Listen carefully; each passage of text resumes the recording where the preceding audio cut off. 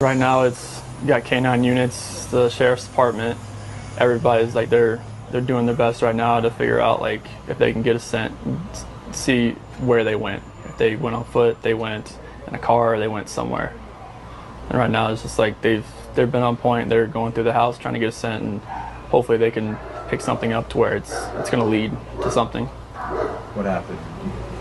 Your wife came home. Tell me what's. She came home from the airport 2 a.m. and I left around 5:15. She was still here, and like about 12:10 in that afternoon, her friend Nicole showed up at the door. Like I had texted Shanann a few times that day, called her, say but she never got back to me. But she wasn't getting back to any of her people as well, and that's what really concerned a lot of people. Is like if she's not getting back to her, like if she doesn't get back to me, that's fine. Like she gets busy during the day, but she didn't get back to her people, which was very. Years after the courtroom cameras shut off and the headlines faded from the front page, the name Chris Watts resurfaces again, this time tied to reports of a renewed confession and a chilling statement that a voice still haunts him.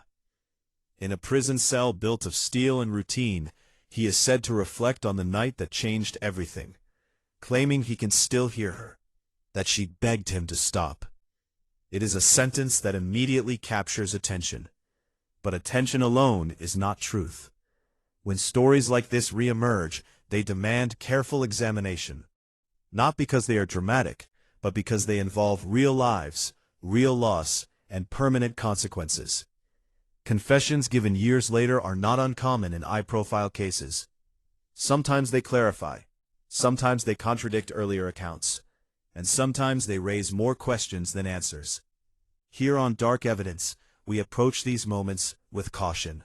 If you value true crime storytelling that centers facts over sensationalism and respects the victims at the heart of every case, take a moment to subscribe and join this community. Because when a convicted killer says he is haunted, we have to ask, haunted by memory, by guilt, or by the weight of knowing there is no escape from consequence? A statement like, "She begged me not to kill her," carries emotional gravity, but it must be viewed within the context of court records, verified interviews, and established facts. As this new confession circulates, the real focus cannot be the shock of the words themselves. It must be understanding why they are being spoken now, and what they truly reveal about remorse, responsibility, and the psychology of a man who will spend the rest of his life behind bars. When a confession changes years later, it forces investigators, psychologists, and the public to pause. Why add detail after the trial is over, after the sentence is final, after appeals are exhausted? In cases like this, timing can be as revealing as the words themselves. Criminal psychologists often speak about cognitive dissonance, the mental strain that occurs when a person's actions conflict with their self-image. Over time, that strain demands resolution. Some offenders minimize, some deny. Others slowly reshape their narrative in a way that allows them to endure the permanence of what they've done. A late confession can sometimes be less about new truth and more about psychological survival. There is also the phenomenon of memory reconstruction. The human mind does not replay events like a recording, it rebuilds them. Each retelling can subtly shift tone, emphasis, and detail. In a prison environment where isolation intensifies introspection, memories can become louder, sharper, or in some cases, reframed through guilt or self-preservation. If you believe true crime should prioritize careful analysis over dramatic speculation, take a moment to like and share this video. It helps keep conversations grounded in evidence rather than emotion. When someone says they are haunted, it suggests intrusion, thoughts that refuse to stay buried. But being haunted is not the same as accepting responsibility. Expressing torment does not automatically equal remorse, and adding emotional detail years later does not necessarily mean deeper honesty. The critical question becomes this: is a renewed confession an act of accountability, or an attempt to control the narrative once again? Because even behind bars, stories still carry power, and how those stories are told can shape how history remembers both the crime and the person who committed it. Every time a new confession surfaces, attention shifts back to the man behind bars. Interviews are replayed, headlines are rewritten. But, for the families who have already endured the worst possible loss, renewed details are not intriguing. They are reopening. When a convicted killer adds emotional language years later, it can feel like the story is being centered once more on his internal struggle, rather than the lives that were taken. Words like haunted and regret carry weight, but they also redirect focus.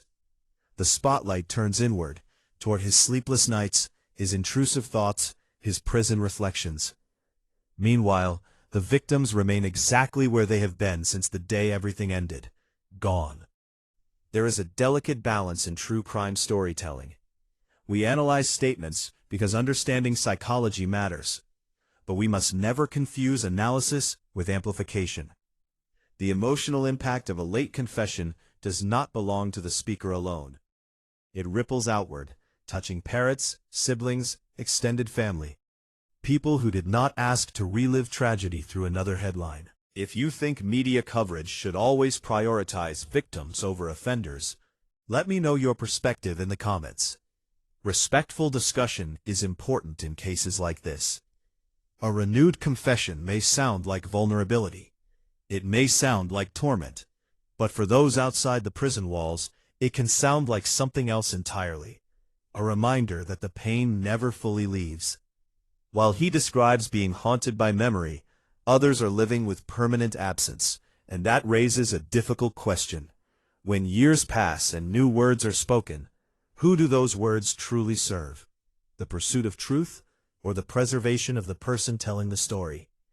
Prison is often imagined as silence, long corridors, locked doors, the steady rhythm of routine. But psychological silence is something entirely different. In long-term incarceration, especially life without parole, the mind rarely grows quieter. It grows louder. Routine strips away distraction. Days become structured, predictable, repetitive. And inside that repetition, thoughts have room to expand. In maximum security environments, inmates spend significant time alone with memory. Without the noise of ordinary life, work, errands, social obligations, there is little to interrupt reflection. For some, that reflection becomes defensive, a rewriting of events to reduce guilt. For others, it becomes intrusive, looping moments that refuse to soften. When someone says a voice still haunts them, it may reflect the psychological weight of permanence rather than sudden enlightenment. There is also the reality of consequence settling in. Early years of incarceration can be dominated by legal strategy, appeals, adjustment to environment. But once those avenues close, the future becomes starkly clear. No release date, no reversal, just decades of routine. That permanence can intensify rumination. It can sharpen regret, or amplify self-focused suffering. If you appreciate this kind of nuanced, evidence-based storytelling, consider subscribing to Dark Evidence, so we can continue exploring complex cases responsibly. But here's the distinction that matters. Feeling haunted is not the same as making amends. Prison can create space for reflection, but reflection alone does not equate to transformation. Words spoken in confinement may be sincere, or they may be shaped by isolation and the human need to make sense of the irreversible. The question is not whether prison changes a person. It often does. The deeper question is whether those changes are rooted in empathy for others, or in confronting the reality that there is no longer any escape from consequence. In the end, the power of a confession is not in how dramatic it sounds, but in what it changes. Years have passed. Courtrooms have emptied. Sentences have been carried out exactly as ordered. No new statement can alter that reality. No description of haunting, no expression of torment, no late addition of detail can undo what was done. When someone serving life without parole speaks about being haunted, it invites the public to look inward at his emotional state. But accountability is not measured by sleepless nights. It is measured by acceptance of responsibility, without qualification, without reshaping, without shifting focus. True remorse, if it exists, does not require spotlight. It does not need to be amplified to feel real. And yet, society listens. We analyze, we debate, we try to interpret whether the words signal growth, guilt, or simply the psychological burden of permanence. Perhaps that is natural. Humans search for meaning, even in the darkest stories. If you've stayed with this case through its twists and renewed headlines, consider sharing this video with someone who values thoughtful, victim-centered true crime. And if you haven't already, subscribe to Dark Evidence, so these conversations can continue with respect and depth.